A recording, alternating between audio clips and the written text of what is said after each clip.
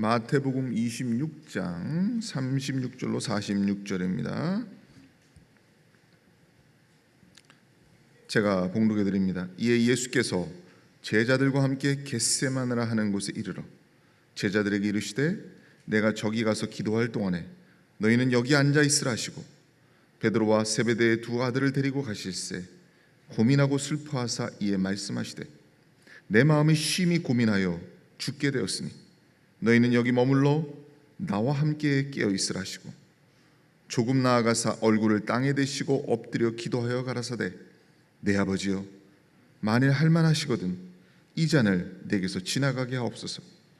그러나 나의 원대로 마옵시고 아버지의 원대로 하옵소서 하시고 제자들에게 오사 그 자는 것을 보시고 베드로에게 말씀하시되 너희가 나와 함께 한 시 동안도 이렇게 깨어 있을 수 없더냐. 시험에 들지 않게 깨어 있어 기도하라. 마음에는 원이로되 육신이 약하도다 하시고 다시 두 번째 나아가 기도하여 가라사대 내 아버지여 만일 내가 마시지 않고는 이 잔이 내게서 지나갈 수 없거든 아버지의 원대로 되기를 원하나이다 하시고 다시 오사 보신즉 저희가 자니 이는 저희 눈이 피곤함이로라. 또 저희를 두시고 나아가 세 번째 동일한 말씀으로 기도하신 후 이에 제자들에게 오사 이르시되 이제는 자고 쉬라. 보라 때가 가까웠으니 인자가 죄인의 손에 팔리우느니라. 일어나라 함께 가자.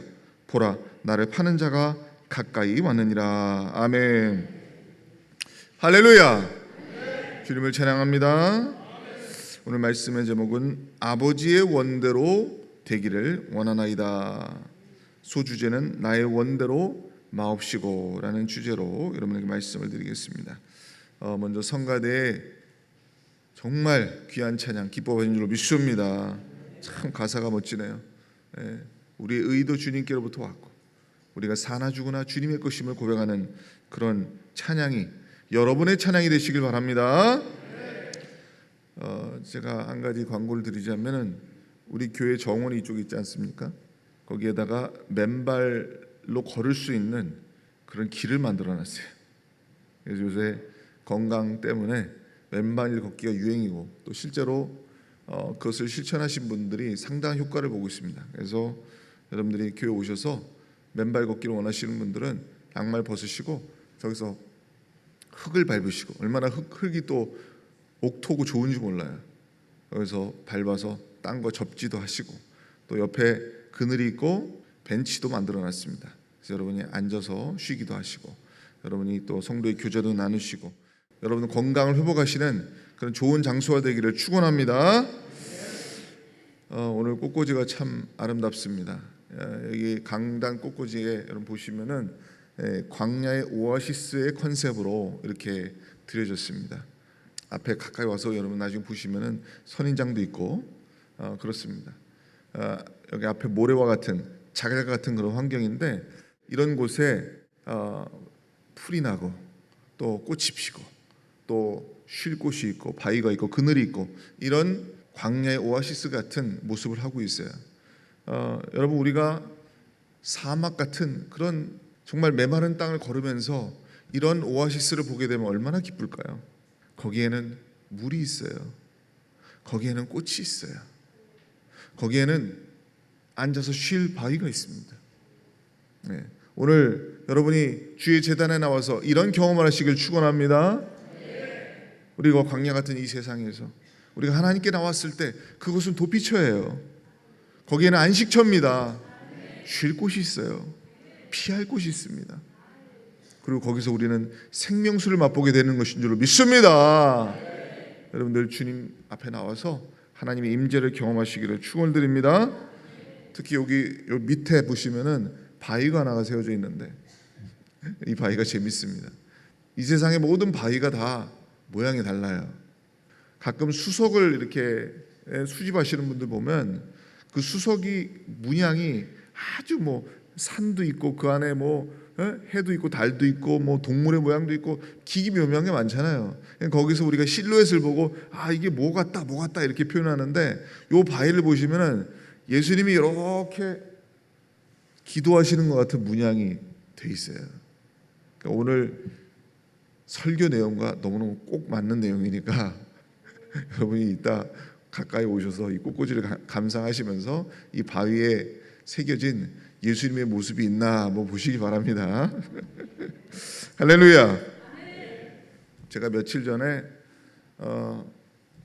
우리 신동진 권사님과 전화 통화를 했습니다. 우리 사랑하는 우리 권사님, 정말 교회를 사랑하시는 그런 권사님이시죠.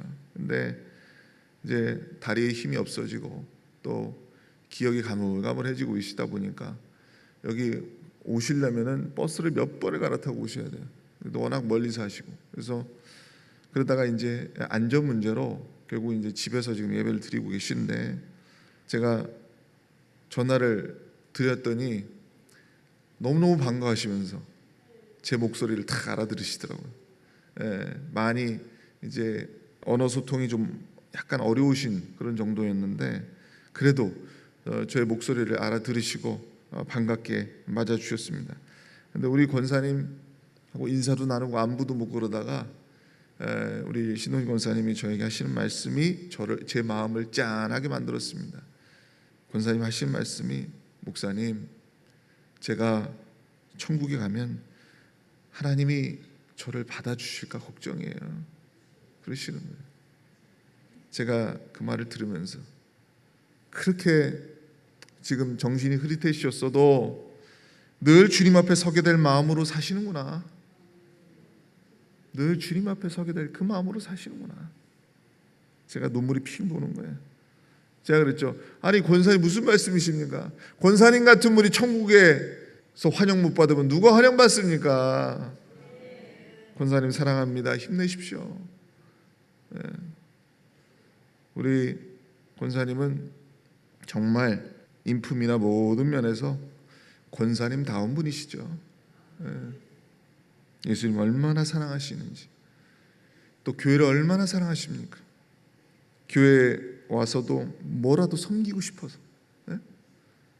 내가 할 수 있는 게 뭔가를 찾고 계시고, 그 양재물로 그 비누라도 좀 만들어가지고 교회에 좀 보탬이 될까 싶어가지고 늘 그분은 앞에 나서는 법이 없죠. 뒤에서 이름도 빛도 없이 섬기시고 늘 덕스러운 모습, 모든 사람에게 사랑만 주고 해가 안 되는 분이에요. 우리 권사님 같은 분. 저는 권사님 한 번도 화내고 큰 소리 내는 걸 본 적이 없어요. 말에 온유가 있잖아요. 툭툭 쏴대고 이런 모습이 전혀 없어요. 그분은 마음이 어린아이 같으신 분이잖아요. 우리 권사님처럼 순수하게 우리 주님 사랑하는 그런 사람이 천국에서 가장 환영 받으실 거예요. 여러분이 우리 권사님 건강을 위해서 여러분 기도해 주시길 바랍니다. 최근에 나온 기사입니다. 아무도 모르는 사이에 동성 결혼이 합법화돼 버렸다. 이게 무슨 얘기냐면은 지난 7월 18일에 대한민국 대법원은 동성 파트너를 국민건강보험 직장 가입자의 피부양자로 인정해달라는 소송에서 찬성 9명, 반대 4명으로 동성 파트너의 법적 지위를 일부 인정하는 판결을 했다고 합니다. 지난 7월 18일 날. 그러니까 사실상 우리나라에서 동성 결혼이 합법화된 거예요. 그렇게 많은 이 법조계에서 보고 있습니다. 30대의 두 남자가 동성 결혼식을 올리고 살던 중에, 그러니까 자기들끼리 사회가 뭐 법적으로 인정하든 안 하든 자기들끼리 이제 결혼식을 올리고 이제 살았어요. 근데 그 중에 한 사람이 이제 국가에다가 건강보험 피부양자로 인정해달라고 요구한 거죠. 우리가 보험 이렇게 건강보험이 보통 가족 그 부양자 밑으로 묶이잖아요. 근데 이제 동성 결혼하면은 그게 인정이 안 되니까 그걸 이제 그렇게 해달라고 이제 요구를 한 거죠. 근데 대법원은 이번 판결에서 이렇게 얘기를 하고 있습니다. 지금까지는 동성 간에는 배우자로 인정이 되지 않았지만 앞으로는 성소수자의 인권이 강화되는 추세이기 때문에 이제는 다양한 가족의 형태를 받아들이고 이에 선제적으로 대응할 필요가 있다고 말했어요. 물론 반대한 4명의 대법관들이 있습니다. 4명이 반대했는데 이 사람들은 뭐라고 얘기하냐, 이성 결혼과 동성 결혼은 엄연히 다른 것인데 이를 동일하게 보는 것은 헌법 36조를 위반한 것이고 이번 판결은 신념과 이념에 따라서 동성 결혼을 인정하는 것에 불과하다고 우려를 표명했습니다. 그럼 헌법 36조에 뭐라고 되어 있느냐? 혼인은 남녀의 결합이다 이렇게 명시되어 있어요. 그러니까 결혼은 남자와 여자의 결합이다. 근데 그럼에도 이런 조항이 있음에도 불구하고 대법관들은 이 문구를 무시하고 초헌법적인 판결을 내린 거죠. 이번에 대법원은 이번 판결의 효력은 오직 국민건강보험법에만 국한된다고 선을 그었다고 합니다. 하지만 이렇게 되면요, 이게 한번 이런 판결이 나오게 되면은 이런 판결을 가지고 이제 동성애자들이 모든 부분에서 법적으로 이제 공격이 들어갈 거예요. 다른 법들을 줄줄이 바꾸려고 이제 시도할 겁니다. 어떻게 되느냐? 국민연금법, 상속법, 민법, 가족법 모든 법률 체계를 이제 뜯어 고치려고 시도를 할 겁니다. 자, 지금까지 한국 교회가 이걸 반대해 가지고 잘 버텨왔는데 그 뚝 하나가 금이 간 거예요. 그 뚝이 하나가 금이 쫙 갔어. 미국뿐 아니라 지금 전 세계가 동성애가 합법화되는 이런 상황에서 아시아에서는 대만이 무너졌잖아요. 뭐 일본은 말할 것도 없고 거기는 일본은 워낙 옛날부터 이제 동성애자들 천국이었으니까. 이제 이 대한민국만 남았는데 그것도 대한민국에서 한국 교회만 남았는데 정말 걱정이 되는 순간이죠. 그래서 한국 교회에 더 강력한 기도가 필요한 줄로 믿습니다. 과거에 이 북이스라엘과 남유다가 무너져 갈 때 그 무너져가는 것을 미리 내다보고 탄식했던 선지자들이 있었어요. 유다를 향해서, 이스라엘 향해서 울었거든요. 우리도 한국교회와 다음 세대를 향해서 눈물 뿌려 기도해야 될 때인 줄로 믿습니다.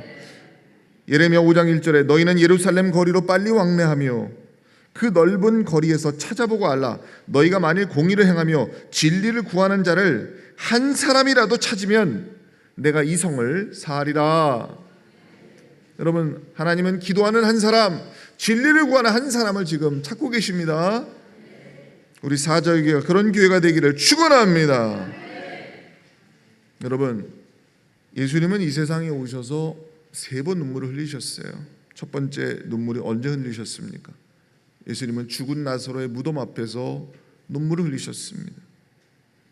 마르다와 마리아가 예수님을 붙들고 이렇게 얘기했습니다. 주께서 여기 계셨다면 내 오라비가 죽지 아니하였을 겁니다 라고 하면서 예수님을 붙들고 통곡하고 오열했습니다. 그때 예수님이 성경 요한복음에 보면 뭐라고 되어 있습니까? 심령의 비통이 여기셨다고 그랬어요. 비통이 여기셨다. 그건 뭐예요? 예수님이 슬퍼하셨을 뿐만 아니라 그 비통함은 뭐가 들어있어요? 분노가 담겨있다는 뜻이에요. 예수님은 슬퍼하시면서 우셨고 분노하시면서 우셨던 겁니다. 왜 그랬을까? 예수님은 죽음이 갖는 그 해악성, 나사로라는 한 사람이 지금 죽었어요. 무덤에서 지금 썩은 내가 나요.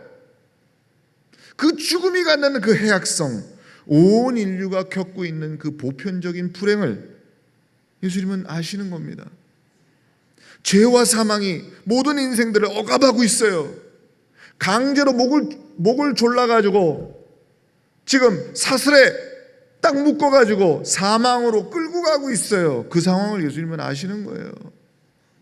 죄와 사망이 모든 인생들을 억압하고 끌고 가고 있다는 거. 그 상황 자체에 대해서 예수님은 지금 분노하고 계신 겁니다. 저는 예수님의 눈물, 그 비통함에는 이런 메시지가 들어있다고 봐요. 그래, 이 죽음이 초래한 너희 인생들의 슬픔과 고통을 내가 알고 있단다. 너희들의 받는 고통 내가 지금 보고 있단다. 내가 이 죽음의 비극을 끝내고 너희를 부활의 생명으로 이끌어주기 위해서 지금 내가 왔다. 그 비장한 그 예수님의 그 눈물, 나는 이 죽음의 비극을 끝내려고 왔다. 확신에 찬 눈물. 여러분, 예수님의 눈물을 우리도 흘려야 돼요. 우리는 죽음을 극복하고 넘어가는 사람들입니다. 우리는 죄와 사망을 이기는 사람들입니다.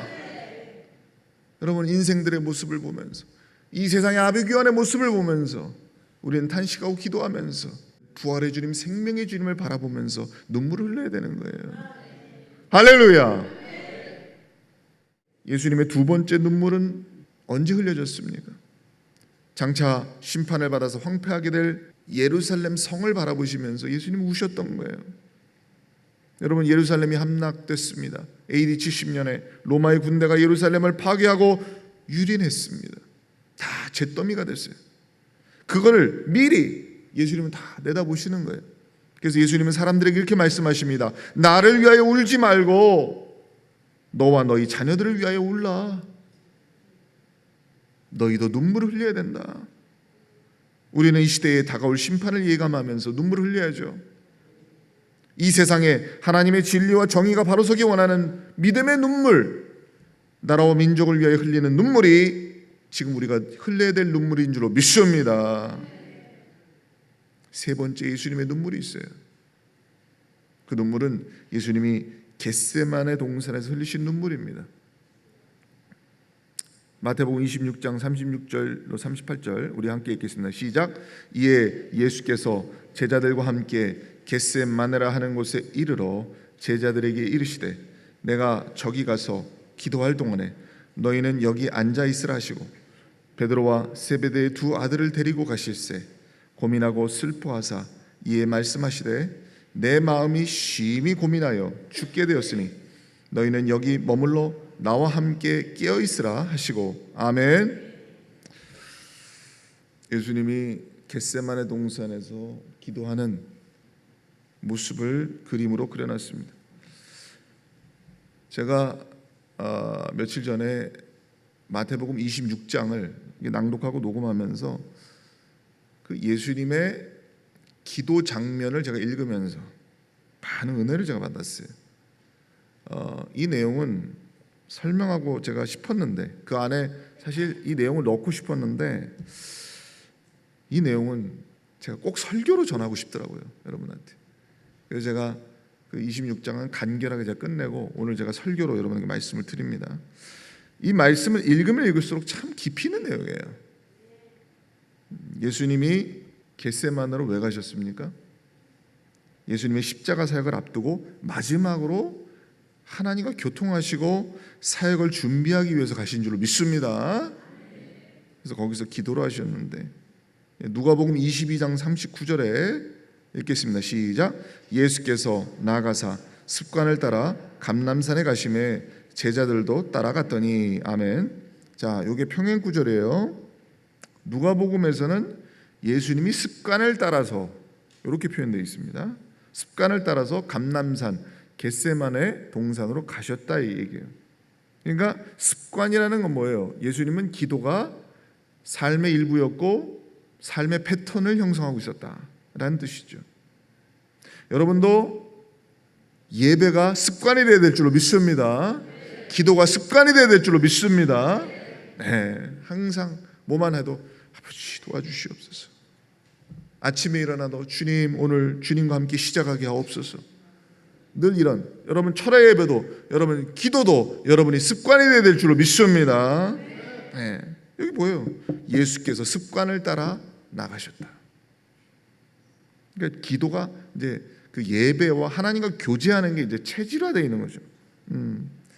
자, 인류 역사상 가장 중요한 사명을 앞두고 계신 순간에 예수님의 마음과 감정이 어떠했을까를 여러분 생각해 보시길 바라요. 예수님이 자신의 감정을 이렇게 드러내셨어요. 내 마음이 심히 고민하여 죽게 되었다 이런 표현을 합니다.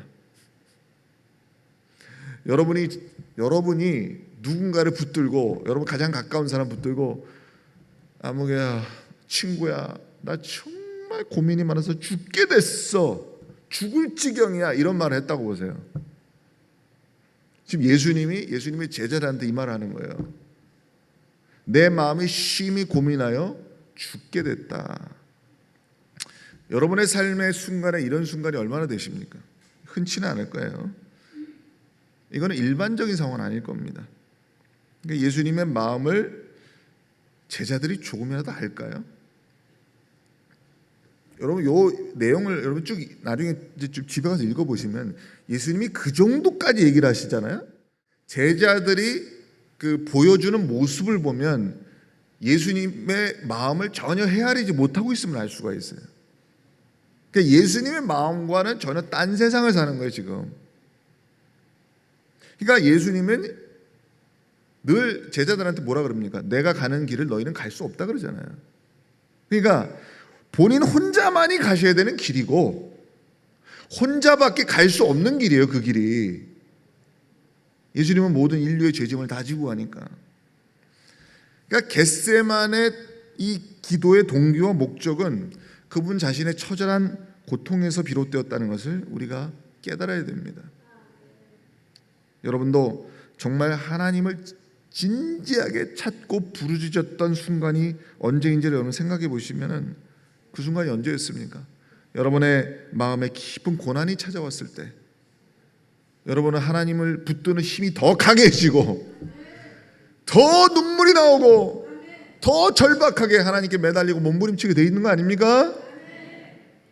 그 누구와도 내 고통을 나눌 수 없을 때, 누구도 내 마음을 알아주지 않을 때, 누구도 나를 도와줄 수 없을 때 우리는 하나님을 절박하게 찾게 되는 거예요. 저는 예수님이 제자들한테 야, 좀 나와 함께 깨어 있어 줄 수 없겠냐?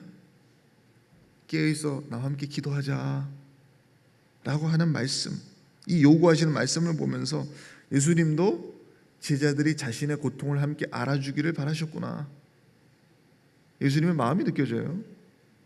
근데 인간들이 어디 그럽니까? 네? 예수님이 심히 고민하여 죽게 되었다는 말을 하는데도 쿨쿨 자고만 있잖아요. 네? 자고만 있잖아요. 인간들이 그 모양인데 여러분 생각해 보세요. 저는 여기서 딱 그 구도가 읽혀요. 그 진실이 보여요. 아, 난 여기서 결론이 딱 나온 거예요. 아, 우리 인간들은 원래 본성 자체가 하나님의 마음을 헤아릴 수가 없는 족속들이구나. 하나님의 마음을 우리가 헤아리고 살아요? 그 고매하신 높으신 분의 마음을 우리가 다 헤아리고 하나님의 마음은 어떠할까? 여러분 그러고 사십니까? 여러분 이게 우리 모두의 모습이란 걸 깨달으셔야 돼요. 응? 깨달아야 됩니다. 자, 누가복음 22장 41절 우리 읽겠습니다. 시작. 그들을 떠나 돌 던진 만큼 가서 무릎을 꿇고 기도하여 아멘. 자, 저쪽에 예수님이 왼편에 기도하고 계시고 이쪽에 오른쪽에는 제자들이 자고 있어요. 자, 근데 예수님이 그 제자들을 떠나서 돌 던진 만큼 떨어진 상태에서 무릎을 꿇고 기도하셨다. 그러니까 여러분 돌로 이렇게 휙 던질 만큼, 그러니까 한 20m? 아무리 멀리 던져도 한 20-30m? 소리치면 들려요. 딱 그 정도 거리예요.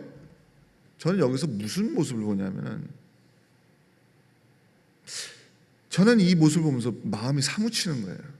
아, 여기서 또 인생의 진실이 보이는 거예요. 아무리 우리가 주님과 가까이 있어도 영적으로 졸며 자는 게 우리 인생들이구나. 그러니까 여러분이 아무리 신앙생활 잘하고 있다고 자부해도 하나님과 멀어진 상태일 수 있어요. 교회 안에 있어도 신앙은 껍데기일 수 있어요. 예수님과 육신으로 가까이 있는 게 중요한 게 아니에요. 영으로 하나 돼 있어야 돼.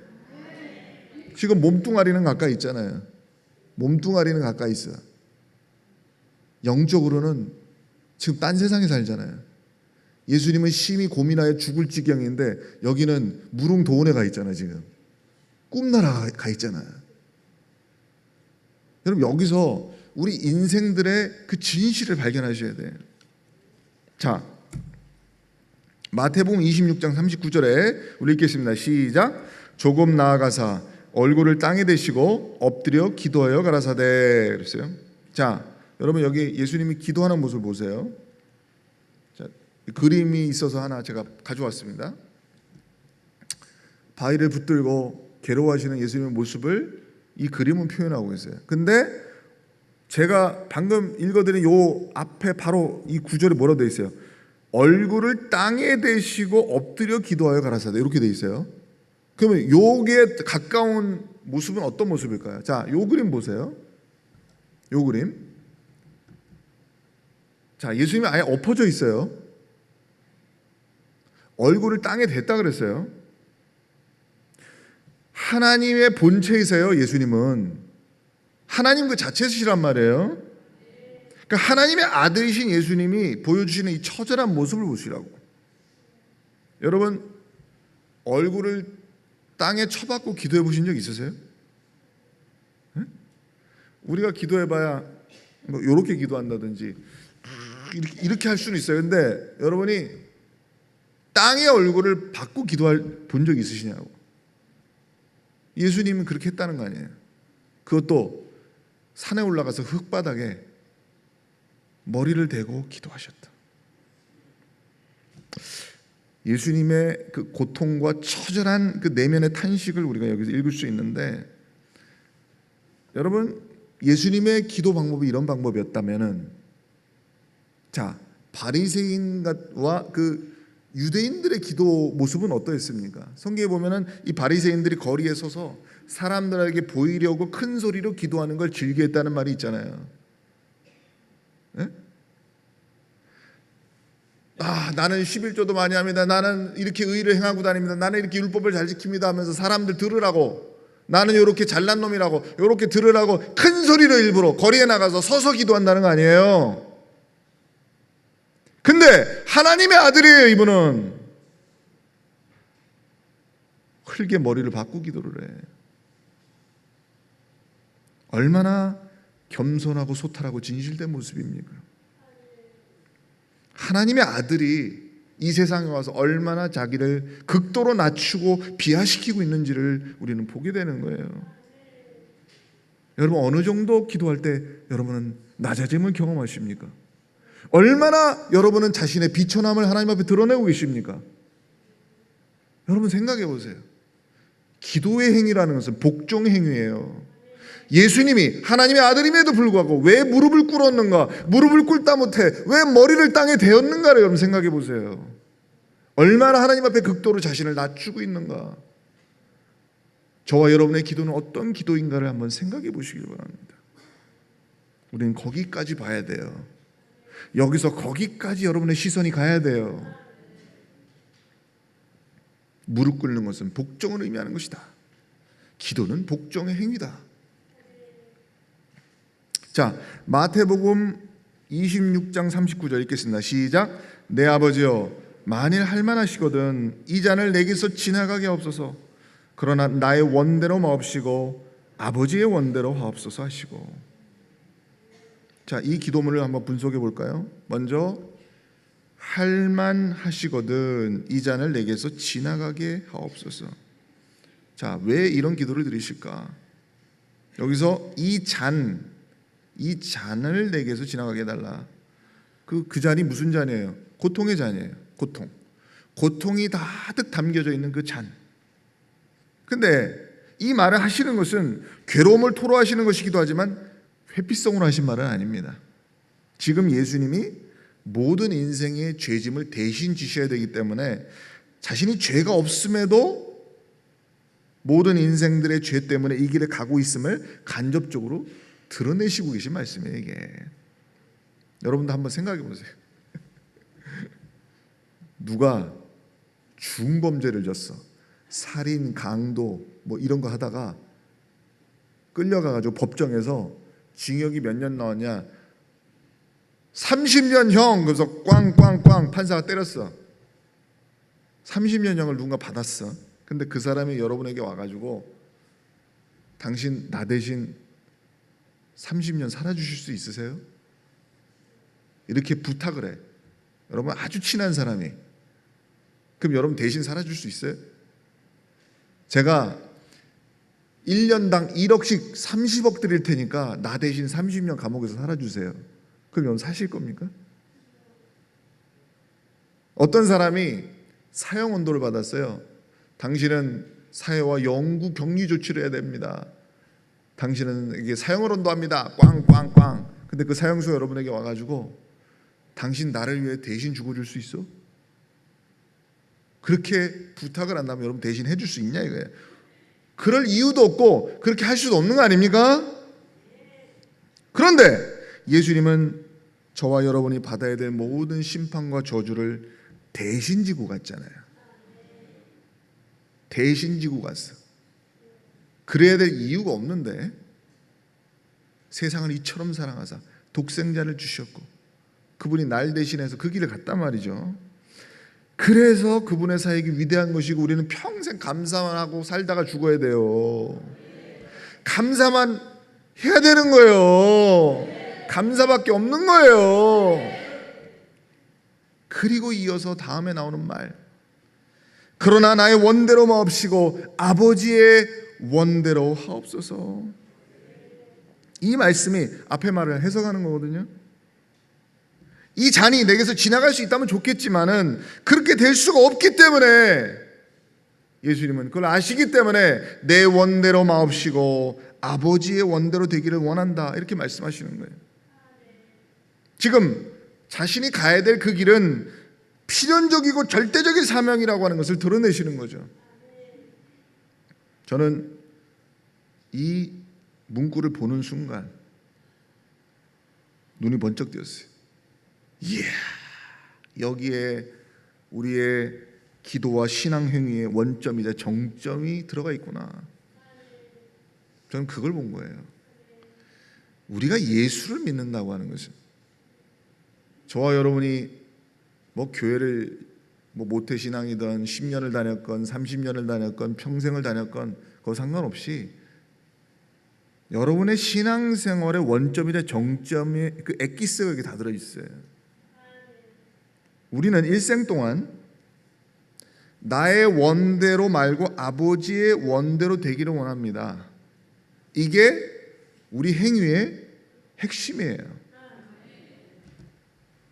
대부분의 경우에 우리가 기도를 할 때 보면 내가 원하는 것을 구하는 거예요. 여러분도 그렇게 기도하시잖아요. 주여 그렇게 하여 주시옵소서. 그렇게 되기를 원하나이다. 그렇게 되기를 소망합니다. 그게 이상한 게 아니잖아요. 내가 원하는 걸 구하는 거 정상적인 겁니다. 또 그렇게 기도해야 돼요. 근데 정말 중요한 건 뭐냐면 우리가 기도하면서 내 원함을 풀어놓는데 그 원함 속에 하나님의 원함이 있는가가 중요하잖아요. 정말 내가 하나님의 뜻에 순종하고 싶고 하나님의 뜻대로만 살고 싶은 마음이 있어야 정말 예수님 같은 기도가 나오거든요. 그게 뭐냐면 아버지의 마음을 헤아리는 기도예요. 온 세상을 구원하고도 남는 기도가 거기에 있는 겁니다. 나의 원대로 마옵시고 아버지의 원대로 되게 해달라. 이거는 단순히 기도의 문제가 아니라 우리의 신앙생활의 구도 자체를 형성하는 거예요. 여러분 지금 무엇을 위해서 신앙생활하고 계십니까? 네? 주여 나의 원대로 마옵시고 아버지의 원대로 되기를 원합니다. 이게 중심이 되는 게 신앙생활이거든요. 끊임없이 우리는 나의 원함이 아니라 아버지의 원대로 되기를 구하는 거예요. 그 내면의 싸움이 우리 안에 있는 거예요. 우리는 살면서 나의 원함이 관철되기 위해서 얼마나 노력합니까? 여러분이 세상에서 목표점이 있다, 스펙을 쌓아야 된다, 또는 내가 돈을 벌어야 된다, 또는 내가 어떠한 목적을 이루어야 된다고 했을 때 얼마나 우리가 집요해집니까? 얼마나 우리가 독해집니까? 그걸 이루기 위해서 이를 악물게 되는 거예요. 얼마나 우리가 간절해지냐 이 말이에요. 그런데 하나님의 원함을 이루기 위해서 이렇게 우리가 예수님처럼 처절하게 부르짖어 본 적이 있냐 이 말이에요. 나의 원대로 마옵시고 아버지의 원대로 되기를 원합니다. 근데 우리는 여전히 내 집착과 욕망, 내 미련과 아집과 교만으로 신앙생활을 하고 있지는 않은가?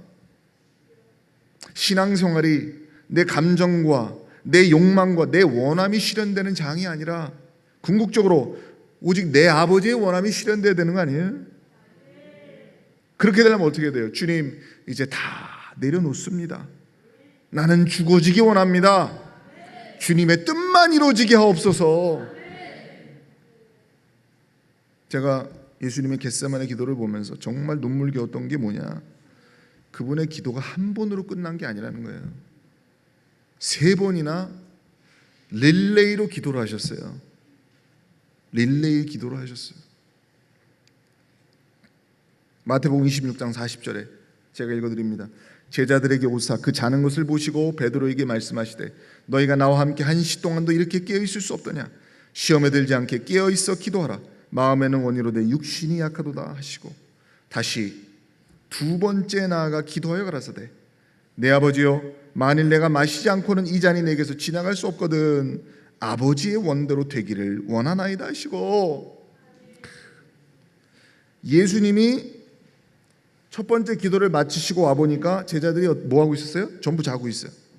제자들에게 깨어있어 시험에 들지 않게 기도하라고 당부하시는 모습이 지금 나오잖아요. 근데 이거는 곧 시험과 환난이 닥칠 거기 때문에 그들이 영적으로 무방비 상태라는 걸 아시고 안타까워하시면서 자꾸 깨어있으라고 하시는 거거든요. 그리고 다시 두 번째 기도하러 또 가신 거예요. 근데 또 갔는데 제가 말씀드린 건 뭐냐면 그 기도의 제목이 주제가 똑같다는 얘기입니다. 그 두 번째 기도의 제목도 뭐예요? 아버지의 원대로 되기를 원합니다예요. 그 똑같은 기도를 또 하시는 거예요. 자, 마태복음 26장 43절에 다시 오사 보신즉 저희가 자니 이는 저희 눈이 피곤함이로라. 또 저희를 두시고 나아가 세 번째 동일한 말씀으로 기도하신 후 이에 제자들에게 오사 이르시되 이제는 자고 쉬라. 보라 때가 가까웠으니 인자가 죄인의 손에 팔리느니라. 일어나라 함께 가자. 보라 나를 파는 자가 가까이 왔느니라. 이렇게 돼 있어요. 자, 여기서 세 번째 뭐라고 해요? 동일한 말씀으로 기도하신 후 그랬어요. 참, 아니 기도의 주제가 똑같아. 세 번이 나의 원대로 마옵시고 아버지의 원대로 되기를 원합니다. 그리고 제자들 들여다보시고 또 가. 나의 원대로 되지 마옵시고 되게 하지 않으시고 아버지의 원대로 되게 없어서. 그리고 또 와. 그리고 또 가. 동일한 주제로 기도하셨다는 거 아닙니까? 계속 하나님의 뜻만 구하는 거예요. 계속 나를 부정하는 거예요. 자신의 길은 내려놓는 거예요. 하나님의 뜻만 구하는 거죠. 제가 여기서 그래 이거다. 우리 신앙생활의 원점과 정점이 이거다. 따라하십시다. 나의 원대로 마옵시고 아버지의 원대로 되기를 원하나이다. 할렐루야. 여러분 예수님이 하신 이 말 세 번이나 동일한 기도의 제목으로 기도하셨다.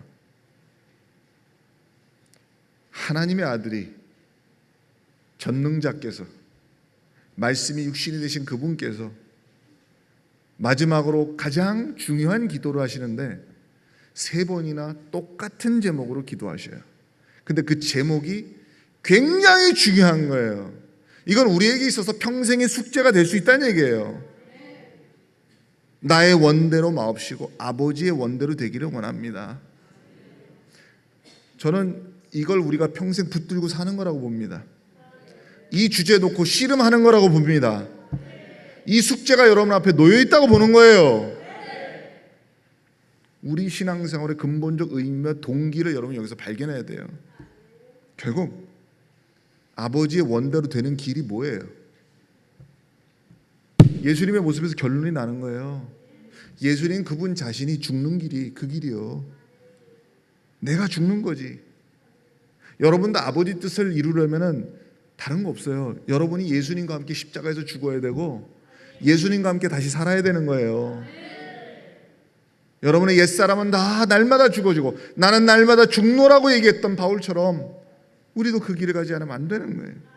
내가 부정되고 오직 하나님의 뜻을 구하고 따르는 여러분이 되셔서 진실된 신앙생활, 참된 신앙생활로 나가게 되시기를 주님의 이름으로 축원합니다. 기도하시겠습니다.